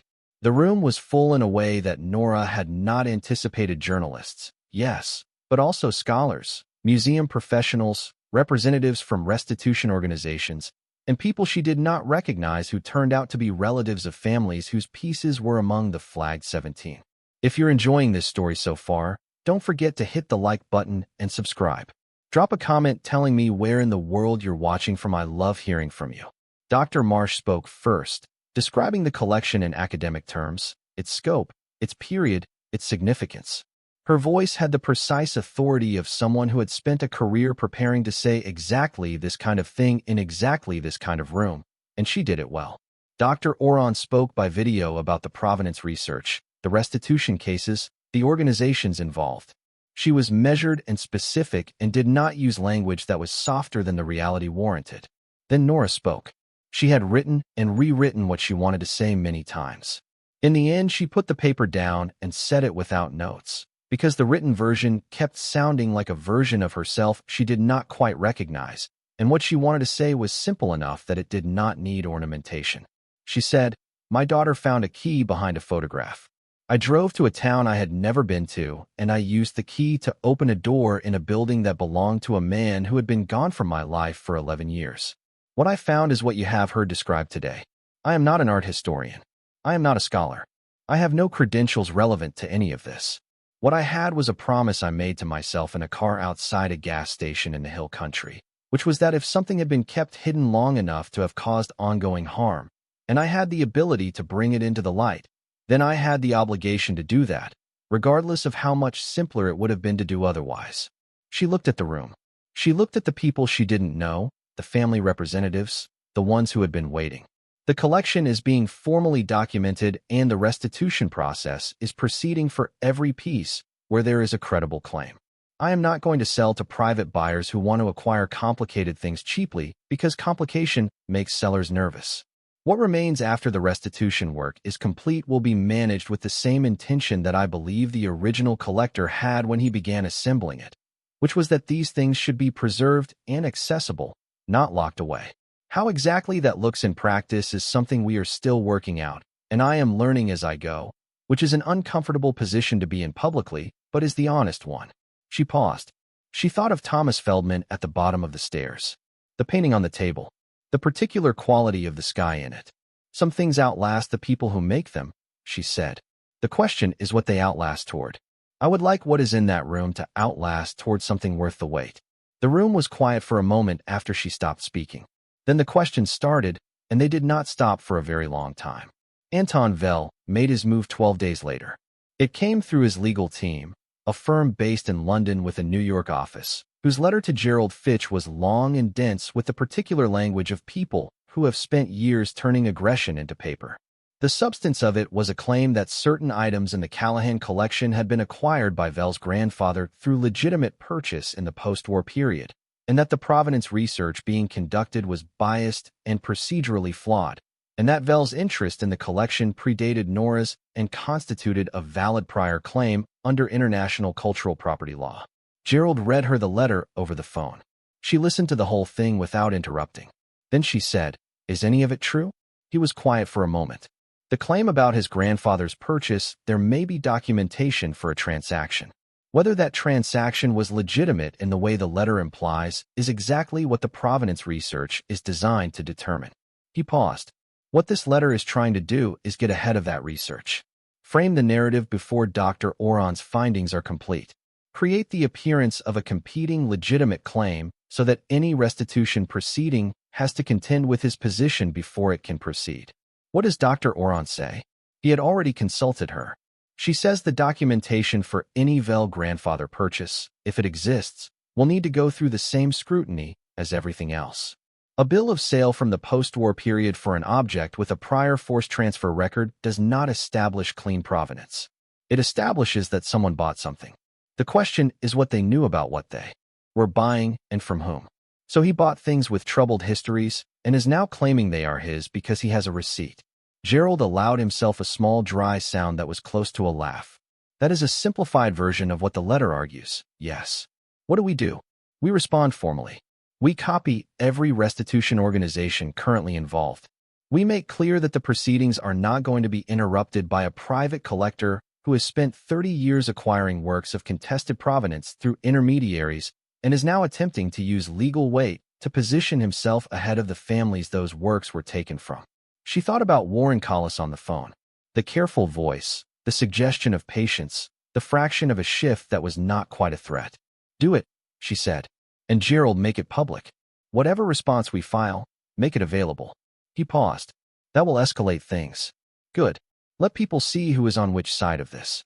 There was a brief silence. Then, all right. The response went out the following week and was picked up by 3 Art World publications within 48 hours. The framing was precise. A private collector with a documented history of acquiring works of disputed provenance through intermediary firms was attempting to insert himself into a restitution proceeding in order to claim objects that a thorough provenance investigation would show had been forcibly separated from their original owners. The response named Meridian Estate Consultants. It named the pattern of transactions documented in the publications Gerald had found. It described the situation in enough detail that Vell's legal team immediately understood what had happened. They called Gerald within 6 hours to discuss de-escalation. Gerald was gracious about it in a way that made clear he did not need to be. The second restitution meeting was in November in a conference room at the university. This one involved 3 families simultaneously not ideal, Dr. Oron had said. But two of the cases were connected through a single dealer in the post-war period, and the third family had explicitly requested to meet alongside others who were going through the same process, because, the family's representative said, there is comfort in not being alone in it. Nora sat at one end of the table. Dr. Oron was beside her. Gerald was there. Dr. Marsh sat against the wall with her notes, present as a resource, but not at the table itself, which had been her own choice. The three families sat at the other end. One was a lawyer acting on behalf of a foundation established by a survivor's descendants. One was an elderly man who had come himself and who had brought a translator. And the third was a woman in her 40s named Miriam, who had driven from 3 states away and who sat very straight and kept her hands flat on the table in the manner of someone holding themselves together through deliberate physical organization. Nora had thought about what to say to them and had concluded that there was nothing adequate, which was itself a kind of answer. She did not perform adequacy. She simply said that she was glad they were here, that the work was ongoing and not fast enough, that she was sorry it had taken this long for any of this to be knowable. The elderly man, through his translator, said something that the translator rendered as, "You did not take them. You did not hide them. But you are giving them back. That is not nothing." Miriam, who had been quiet through the early part of the meeting, said at one point, "Can I ask you something personal?" "Yes," Nora said. "When you found out what was there when the appraisal came back with the number, and then Dr. Oron's report said what it said about the flag pieces, was there a part of you that considered just keeping it simple, processing the easy cases and calling it done?" Nora looked at her hands. "Yes," she said. "There was a part of me that thought about it. Not for very long. But yes." Miriam nodded. "I am not asking to accuse you. I am asking because I want to understand what made you not do that." Nora thought about it honestly. She thought about Petra and the key. About Gordon Callahan in the diner with his untouched coffee. About Daniel's duffel bag and the Tuesday morning and the silence that had lasted 11 years and ended with a postal code on a strip of tape. About what it felt like to be the person holding something that didn't entirely belong to you and to know it, and to have to decide what knowing obligated you to do. "Because I have spent most of my adult life," she said, "being handed the version of things that someone else decided I should have. The simplified version. The version with the difficult parts already removed, usually by people who thought they were protecting me or who thought I couldn't handle the whole picture or who just preferred the version that was easier for them." She paused. "I have never found that version satisfying, and I did not want to do it to other people, especially not people who had been handed the simplified version of their own history for 80 years. The room was quiet. Miriam unclasped her hands from the table. She looked at them briefly. Then she looked at Nora. "My great-grandmother had a phrase," she said. "She used it about the war, about losing everything, about what it meant to start over with nothing. She said some debts cannot be paid. They can only be acknowledged." She held Nora's eyes for a moment. "I think you understand that." Nora did not trust her voice. She nodded. The restitution process moved through the winter. Cases were opened, documented, formally submitted. Some proceeded quickly because the evidence was clear and the family documentation was complete and the pathway was well established. Others were slower, complicated by incomplete records or competing claims or the simple difficulty of establishing a clean chain of events through periods where record-keeping had been deliberately disrupted. By February, 7 pieces had been formally returned. 7 families. 7 objects making their way back through a process that was bureaucratic and painstaking and entirely insufficient to the weight of what it was addressing, but which was the real and available mechanism, and which Nora participated in with the same determination she had brought to doing her own plumbing from library books, not because she had the expertise, but because the work needed doing and she was the one standing in front of it. Bell's legal team sent 2 more letters. The second was notably shorter than the first. The third communication was not a letter at all, but a call to Gerald proposing that Vell's firm withdraw its claim in exchange for a private acknowledgement that their research had contributed positively to the provenance process. Gerald called Nora to relay this. She thought about it for 30 seconds. "Tell them no," she said. "Their research contributed nothing. Dr. Oron's research contributed. If they want to issue a public statement acknowledging that, they are welcome to. Otherwise, I have nothing to offer them." He withdrew. The letters stopped. Spring came back to Aldenmoor the way spring always came to hill country, reluctantly, then all at once, then with an almost aggressive insistence, the green erupting from the brown faster than you expected, the stream rising again with snow melt, the air going from iron to something softer in what felt like a matter of days. Nora was up at the mill on the Saturday when the new window frames were delivered. Best, the contractor, had been working through the winter on the structural assessment, and the plan they had arrived at together was minimal intervention: stabilize what was failing, preserve what was standing, make the building weathertight and safe without erasing the evidence of its age. The boards came off the windows and light came into the mill floor for the first time in decades, and the dust that had accumulated on the millstone and the gearing caught that light and held it in a way that made the space look briefly like something out of a painting. Bess stood beside her looking at it. "Good bones," Bess said. "Yes," Nora agreed. She had begun to have conversations with Dr. Marsh and with a cultural organization Dr. Marsh had connected her to about what the property could become. Not a traditional museum. The scale was too small, the location too remote for the kind of institutional operation that required steady foot traffic. But something. A residency space, perhaps. A research center. A place where scholars working on provenance and restitution could come and have access to both the collection and the documentation that had accumulated around it. A place that was honest about its own history, that did not present the collection as simply a treasure but as a record of acquisition, of loss, of the passage of objects through human hands across a century and a half, with everything that implied. The conversations were early and nothing was decided. But the conversations were happening, and that felt like its own kind of progress. Paula at the diner had started putting 2 slices of pie on the counter when Nora came in. "You look better than you did in the winter," she said. "I feel better," Nora said, which surprised her slightly as she said it, because she had not cataloged it consciously until then. But it was true. Some weight she had been carrying had redistributed itself, not disappeared but changed shape, become something she was moving with rather than under. Marguerite came up in April. This was not something Nora had expected or arranged.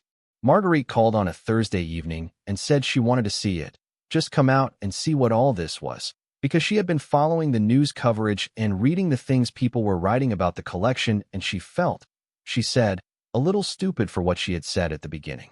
Nora told her she did not need to feel stupid. "I told you it was a liability," Marguerite said.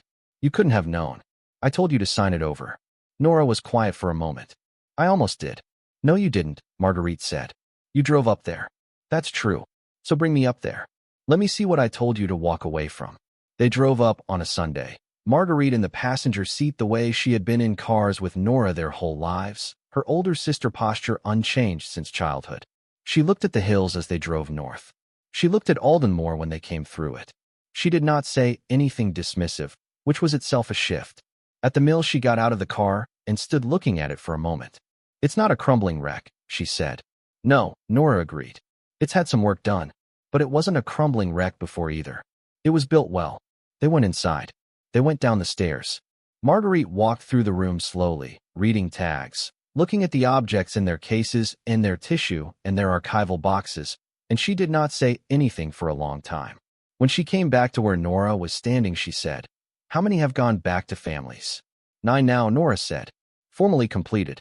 6 more still in process." Marguerite looked at the shelves. "And the rest?" "Still here. Still being evaluated. The research isn't finished." Her sister was quiet for a moment. "That's a lot to carry." Nora looked around the room. The shelves. The soft hum of the climate system. The rows of objects, each with its tag and its history and its particular freight of human time. "It is," she said. "But it's not mine to put down." Marguerite nodded. That was all she said, but the nod had something in it that had not been in Marguerite's manner during this entire story until now. Not agreement exactly, not apology, but recognition. The kind that came late and arrived without ceremony, but was genuine for all of that. If you're hooked on this story, make sure to subscribe and turn on notifications so you never miss an upload. Your support means everything and helps me bring you more emotional stories like this one. They drove home late, the hills dark on both sides of the highway, the lights of the city appearing gradually as they came south. Marguerite fell asleep in the passenger seat after the first hour, the way she had always fallen asleep in cars, abruptly and completely, and Nora drove in the quiet with the windows cracked and the night air coming in, thinking about very little and everything at the same time. She thought about the years after Daniel left, The 15-minute increments, the library plumbing books, the refinancing. She thought about who she had been during those years, not without dignity, not without love for her daughters, not without a life, but contracted in a way she had not fully registered until now, when the contraction was releasing.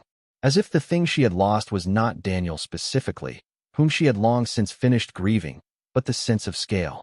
The sense that her own life had room in it for the large and the complicated and the not yet understood. She had not known, until a key fell out of a frame, that she had been missing that. She had not known she was capable of what the past year had required of her. She supposed that was the thing about capacity. You did not discover it in ordinary circumstances. You discovered it when the circumstances gave you no alternative, and by then you were already in the middle of it, and there was nothing to do but continue. The Feldman restitution was formally completed in June. Painting the landscape with the hills and the particular sky was documented, transferred through the official channel, and released to Thomas and Ruth on a Friday afternoon in Dr. Oron's office, where it was placed carefully in the acid-free transport case they had brought with them. Thomas had asked if Nora would be there. She was. He looked at the case after it was sealed. Then he looked at her. "We are going to lend it," he said, "to a museum in Vienna. There is a permanent collection of restituted works. We have been in conversation with them." "That is a wonderful thing," Nora said. He looked at his hands briefly. "My grandmother would have wanted it somewhere people could see it." She was not, he paused, looking for words, she was not a person who believed beautiful things should be held privately. He smiled, a small and genuine smile. "It seems you share that belief." "I am learning it," Nora said. Ruth gave her the same firm handshake as the first time, at the mill, with the same quality of communication in it. Then they left with the case, and Nora stood in the hallway for a moment after they went, and let the feeling of the day be what it was. Dr. Oron came out of her office and stood beside her. 12 more to go," she said. "I know. You are not tired of it." Nora thought about it. "I am tired in the ordinary way. Not in the way that makes you want to stop." Dr. Oron nodded. "Good. Then let us keep going." The story broke nationally in August, more than a year after the discovery, in a piece by a journalist who had been working on it carefully for months with access that Nora and Gerald had granted on the condition that the coverage was thorough enough to include the restitution work alongside the collection's value, rather than treating the money as the story and the families as a footnote. The journalist had honored that condition. The piece was long and careful, and it named the families whose pieces had already been returned, and it named the organizations involved, and it named Vel, by name, in connection with Meridian Estate Consultants and the legal attempt to insert a competing claim. Vel's publicist issued a statement that no one paid much attention to because it addressed none of the substance. The piece also included a photograph of the mill, the stone walls, the partially collapsed wheel, the stream catching the summer light. It was a good photograph, taken on a morning when the hills were the particular green they went in August before the heat bleached the color out of them. The mill looked like what it was: old, solid, present, a building that had been built to last, and had done so, carrying in it something that the world had not known was there. Nora's phone went the way phones go in those situations. She turned the ringer off and let Gerald and Dr. Marsh field the institutional inquiries. The personal messages she answered at night, one by one, sitting at the kitchen table, which was still the center of gravity of her life as it had always been, regardless of what the day had contained. Messages from people she had never met who had read the piece and written to say something about it. "Thank you," most of them said, in one form or another, and what they were thanking her for varied. Some were thanking her for returning things to families. Some were thanking her for not selling to Vel. Some were thanking her for what she had said at the press conference, about the simplified version, about what knowing obligated you to do. Some were from people who had been through their own versions of discovering that something inherited was more complicated than it appeared, and who wrote because reading about someone else navigating that had made them feel less alone in their own navigation. She read all of them. She answered as many as she could. Petra, who was 12 now and had been following the story with the focused attention she applied to everything, came into the kitchen one evening while Nora was working through the messages and sat across from her. "You're famous," Petra said. Nora looked at her over the reading glasses. "A little. Does it feel strange?" She thought about it. "A bit, but not in the way I expected." She paused. "I expected it to feel bigger, more like something happening to me." Mostly it just feels like more work. Petra considered this. Good work? Nora looked at the screen. At the messages from people she would never meet who had taken the time to write. Yes, she said. Good work. Petra nodded, satisfied, and went to get a glass of water, and the evening continued in the way evenings did, ordinary and particular and full of its own small texture. The formal announcement of the Callahan Mill Research Center came in October, exactly 1 year after the initial press conference at the university. Dr. Marsh had shepherded the institutional partnership, working with the cultural organization and 2 university departments and a private foundation that had come forward after the national peace with an offer of endowment funding sufficient to support ongoing operations. The model they had settled on was exactly what Nora had been moving toward through the conversations of the past year: a space for provenance and restitution research, with a small permanent exhibition about the collection and its history, and rotating access for scholars whose work intersected with the questions the collection raised. The exhibition would not romanticize. Dr. Oron had been clear about that, and Nora had agreed completely. It would present the collection as what it was: a record of acquisition across a century and a half, which included both legitimate and illegitimate movement of objects through human hands, which included the complicity of people she was descended by marriage from, and which included also the work of return. It would name what had been taken and who had taken it, and who it had been taken from. It would name the families. It would name the process. It would be honest about the fact that honesty was late in arriving, and that late was not the same as never. Gerald Fitch came to the announcement ceremony at the mill. He stood beside Nora outside in the October light, the hills going red and gold behind the building, and said, "I have done estate work for 30 years. I have never had a case like this one. Better or worse?" She asked. He considered. "More important," he said. "Which is different from both?" She looked at the mill.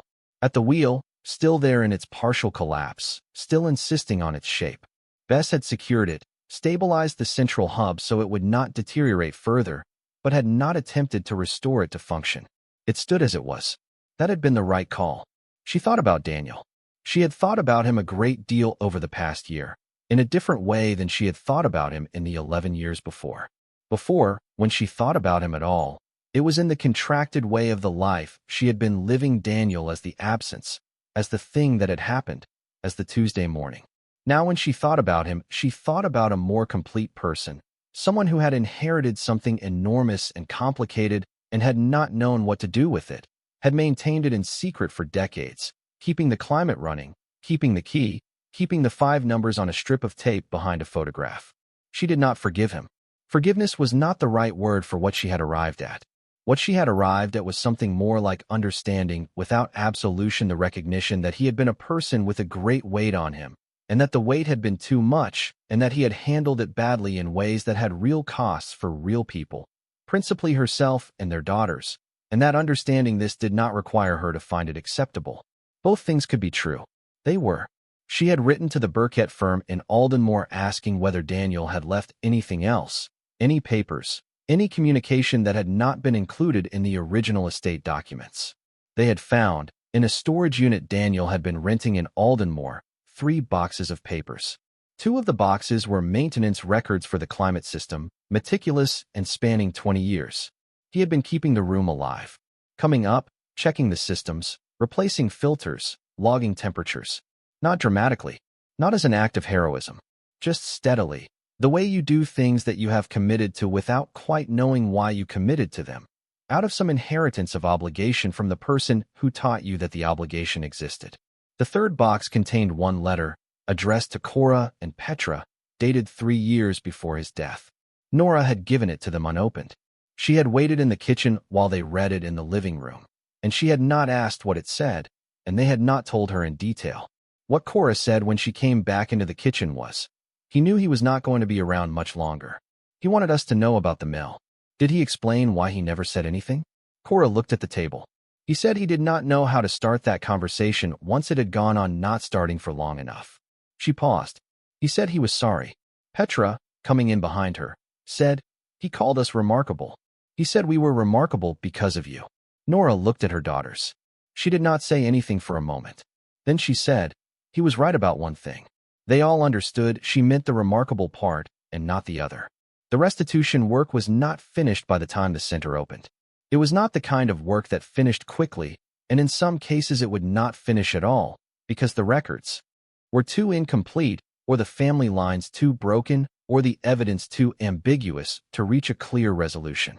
Dr. Oron was honest about this from the beginning, and Nora had accepted it as the reality it was. Some cases would close.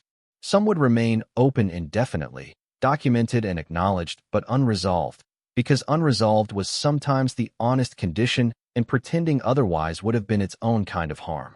What was certain, by the time the center opened, was this: 19 pieces had been formally returned to families. 6 more were in advanced stages of the formal process. The remaining flagged cases were documented and active. The clear and partial provenance portions of the collection were cataloged, conserved, and beginning to be made accessible for scholarly research. The mill was standing, weathertight, its history present in its walls, and its wheel and the room beneath it. And on a Saturday in October, for the first time, people who were not scholars or specialists or family representatives came through the door. Nora stood near the entrance for part of the morning, not as an official presence, not with a lanyard or a title, just standing there the way you stand in a place that matters to you and that you want to see in use. She watched people come in. A family with children who ran ahead and had to be called back. 2 elderly women who moved through the space slowly, reading everything. A young man with a notebook who stood for a long time in front of the section of the exhibition about the restitution cases, reading the names of the families and the objects returned to them. A woman came and stood beside Nora. Middle-aged, unremarkable in her coat and her sensible shoes, someone who might have been anyone. "Is this your place?" the woman asked. Nora considered the question. In a sense. The woman looked at the exhibition. "My mother was Polish," she said. "She lost her family's library during the war. Books, mostly. A few objects. She never found any of them." She paused. "I do not know if anything from it ended up somewhere like this. But it's," she gestured at the room, the shelves, the careful documentation. "It is something. To see that someone is looking." Nora looked at the room. At the people in it. At the young man with the notebook, still reading. At the children being called back, turning with the reliable resilience of children to look at what their parents were pointing to. "Yes," she said. "Someone is looking." The woman nodded and moved on into the exhibition. Nora stayed near the door for a while longer. The October light came through the new windows at the angle October light always took, lower and more deliberate than summer, examining everything it touched. The stream outside ran over the rocks at its September level, clear and steady. The mill wheel held its shape in the light. She thought about Petra climbing on the fireplace hearth because she was bored and the world had not yet taught her to stay still. She thought about the key falling out and landing near a knee. She thought about the drive up Route 9 and the dead birch and the lane that was not marked and the door that had opened when she turned the key in the lock. She thought about all of it as a chain of small, ordinary moments that had accumulated into something none of the individual moments could have predicted. That was how most things worked, probably. Not as a single large event, but as a series of small true ones, each one leading to the next because someone made a choice, or failed to avoid one, or simply kept going when the easier path was stopping. She had kept going. That was what she had done when she examined it honestly. She had not been particularly brave or particularly wise. She had been persistent and honest, and had refused to accept the simplified version when she knew the full one was available. It had cost her things. Time and sleep and peace and the comfortable numbness that came with not knowing. It had cost her a number on an appraisal that she had given back, piece by piece, to people it belonged to. What it had given her was harder to name. Not the collection. Exactly.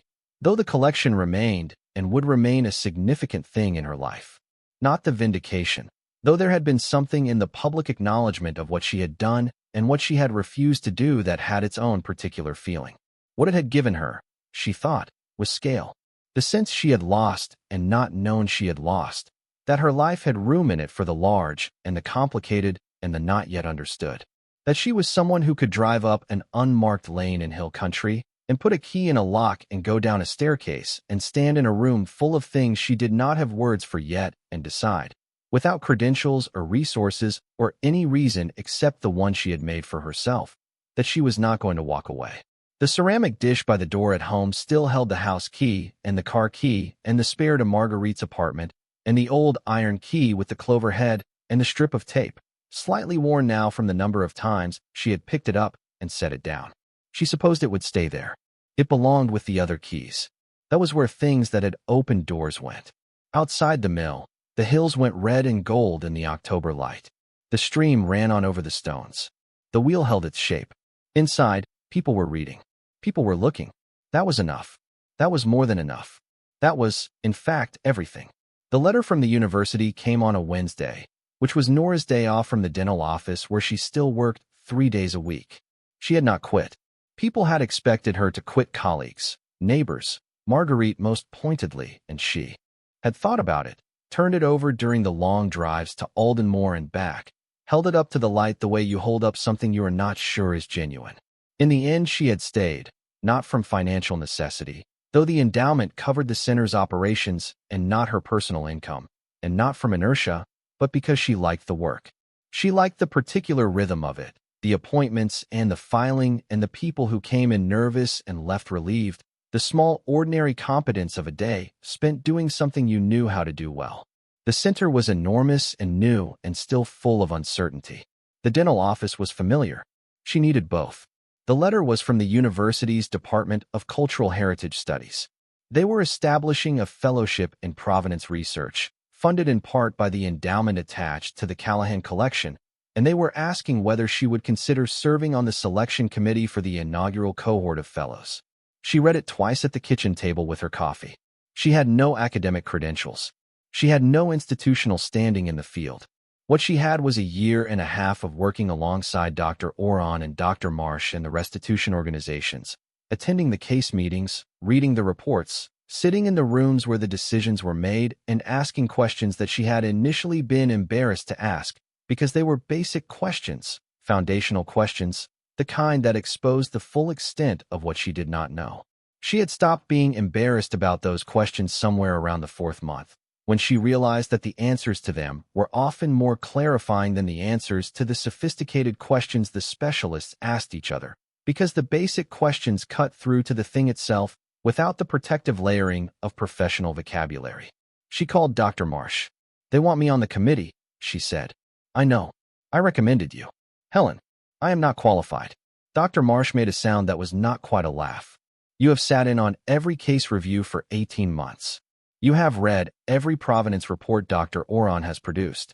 You have asked better questions than half the people in those rooms who have doctorates." She paused. "Qualified is a credential. What you have is something the credential doesn't always produce." "What's that?" "Judgment about what matters." She was quiet for a moment. "The fellows we select will be spending their careers doing the work you have watched done up close. Having someone on the committee who has seen what that work means to the people on the receiving end of it, that is not a deficit. That is the thing most committees are missing." Nora looked at the letter on the table. She thought about Miriam's hands flat on the table in the conference room, the deliberate physical organization of someone holding themselves together. She thought about the elderly man with the translator saying you did not take them, you did not hide them, but you were giving them back. "All right," she said. "I'll do it." The fellowship committee met for the first time in November, 6 people around a table in a university conference room with a window that looked out over the campus in the flat gray light of late autumn. Nora was the only person at the table without a title after her name on the placard in front of her. Her placard said simply Nora Callahan, Callahan Mill Research Center, which was accurate and which she had decided was enough. The applications had come from 16 candidates across 8 countries.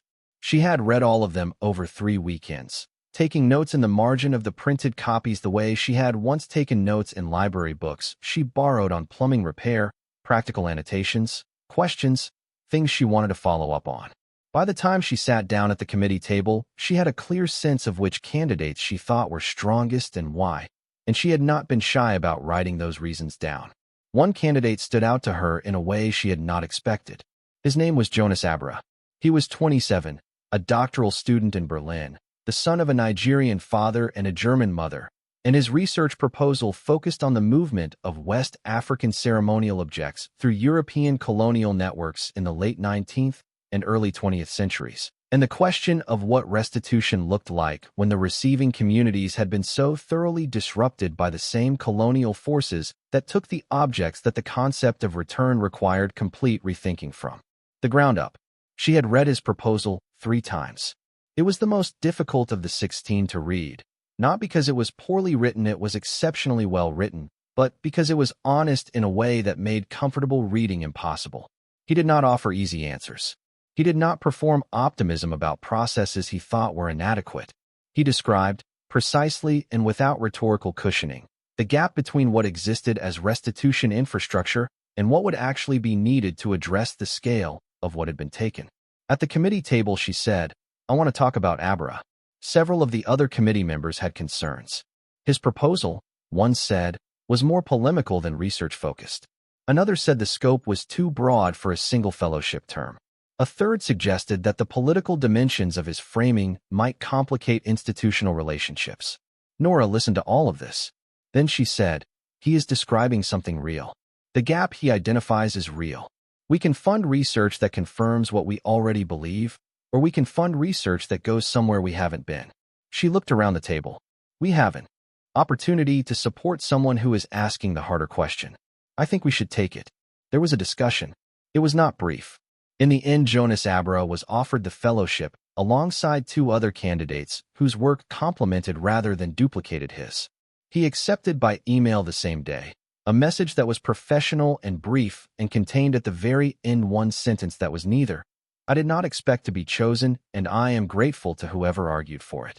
Nora printed the email and put it in the folder she kept on the center, between a copy of Dr. Oron's first report and Thomas Feldman's handwritten letter from London. Cora finished her accounting degree in December and was hired by a firm in the city.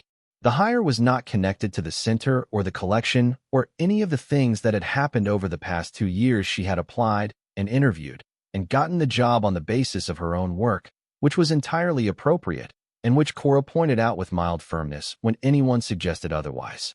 She was 23 and capable, and had her mother's habit of doing the thing that needed doing without waiting for someone to confirm that she was allowed. She did, however, agree to serve as the center's volunteer financial oversight advisor, a role she described to her new colleagues as a side project, and which was in practice a serious and careful examination of the endowment management that had already identified 2 areas where the fund administrators could improve their approach. She had written a memo. The administrators had thanked her and made the changes. Petra, at 13, had begun writing. This was not entirely surprising. She had been a reader since before she could fully read, in the way some children are, tracing pictures in books before they understood letters, sitting with volumes open in their laps with the patient attention of someone waiting for something to be revealed. What was surprising was what she was writing. Not stories, or not primarily. She was writing about the families. She had started, quietly, on her own, without telling anyone, keeping a document on the old laptop that Nora had given her when she got a new one, adding to it in the evenings and on weekends. She had been reading everything that had been written about the restitution cases, every news article, every formal document that was publicly available, and she was writing about the people in them. Not the legal process. The people. Nora discovered this when Petra, with a casualness that did not entirely conceal that she had been building up to it for some time, left the laptop open on the kitchen table one evening and said, without looking up from her own book, "I've been writing something. You can read it if you want." Nora read 14 pages before she looked up. She did not say, "This is extraordinary," though it was. She did not say, "I cannot believe you wrote this," though she could not quite believe it. She said, "Who else has read this?" "No one. Dr. Oron should read this." Petra looked at her over the top of her book. "You think?" "I think," Nora said, "that you have done something here that all the formal reports couldn't do. You've made them people." Petra was quiet for a moment. "That's the point. I know. That's what I'm saying." She sent the pages to Dr. Oron with a note explaining who had written them. Dr. Oron responded the following morning, before Nora had finished her first cup of coffee, with a message that was 3 sentences long. "I have read this twice. The child has a gift, and she understands the work better than most adults I have trained. Please ask her if she would be willing to let us include an adapted version in the center's public materials." Petra, informed of this, thought about it for a full day in the manner of someone who took decisions seriously regardless of their scale. Then she said yes, with 2 conditions. Her name had to be on it, and it had to be the full version, not edited down to something more comfortable. Both conditions were met. The winter that year was harder than the previous one. The hill country getting storms that came in from the northwest and sat on the land for days at a time, the temperature dropping in ways that tested the mill's newly stabilized structure and the infrastructure Bess had spent the summer reinforcing.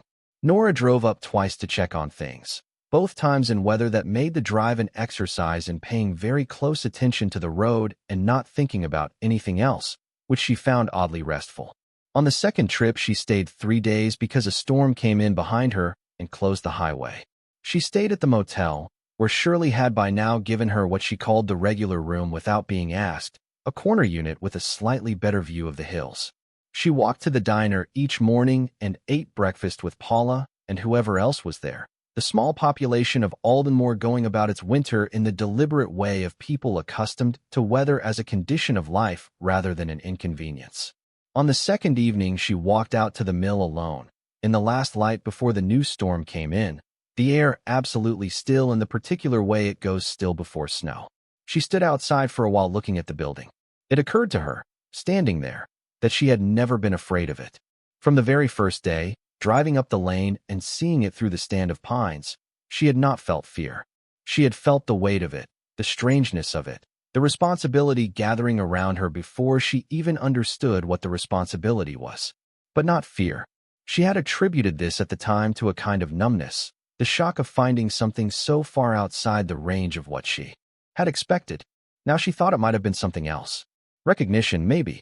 The same recognition she had felt reading the appraisal report, and Dr. Oron's findings, and Thomas Feldman's letter, and Petra's 14 pages. The sense not of encountering something foreign, but of encountering something that had been there all along, waiting for the moment when she was standing in the right place to see it. She was not a mystical person. She did not believe in things being fated or arranged by forces outside the ordinary operation of cause and effect. But she believed in the accumulation of small choices, how they compounded over time into something that looked, from the outside, like destiny, but was actually just the long consequence of having decided, repeatedly, and without fanfare, to keep going rather than stop. She had kept going. That was all. She went inside and walked through the mill floor in the gathering dark, not turning on the lights, letting her eyes adjust the way they did now without effort, familiar with the space in the particular way you became familiar with places you had been in many times at many hours. She walked to the trapdoor and stood on it for a moment, feeling the solid timber beneath her feet, the room below it with its hum and its rows and its 200 and some objects still present on their shelves, the ones that remained, the ones whose histories were clear enough to keep and complicated enough to keep requiring attention. She thought about what Jonas Abra had written in his proposal about the gap between existing infrastructure and actual need. She thought about the 14 pages Petra had written about the people behind the cases. She thought about the Polish woman's mother and the family library that had never been found. She thought about all the things that were still unresolved and would remain so, the irreducible remainder of what had happened, the losses that had no pathway to repair, the questions that no amount of research would fully answer. She thought about how you lived alongside that, how you kept doing the work without requiring it to be sufficient, because insufficient was better than nothing and nothing was the alternative if you stopped. The snow started as she drove back to the motel, the flakes coming down in the headlights in the quiet, unhurried way of a storm that had decided it was not in a hurry. She drove slowly. The road was empty. The hills on either side disappeared into white. She thought about the key in the dish by the door at home. She thought about Petra holding it on both palms and not knowing what it was. She thought about how much had come from that one small moment of a child's ordinary curiosity, the straightforward impulse to look at the back of a thing just to see, because no one had said not to, and because the world was still large enough to contain surprises. She hoped it stayed that way for Petra. She hoped the world stayed large. The storm lasted 2 days.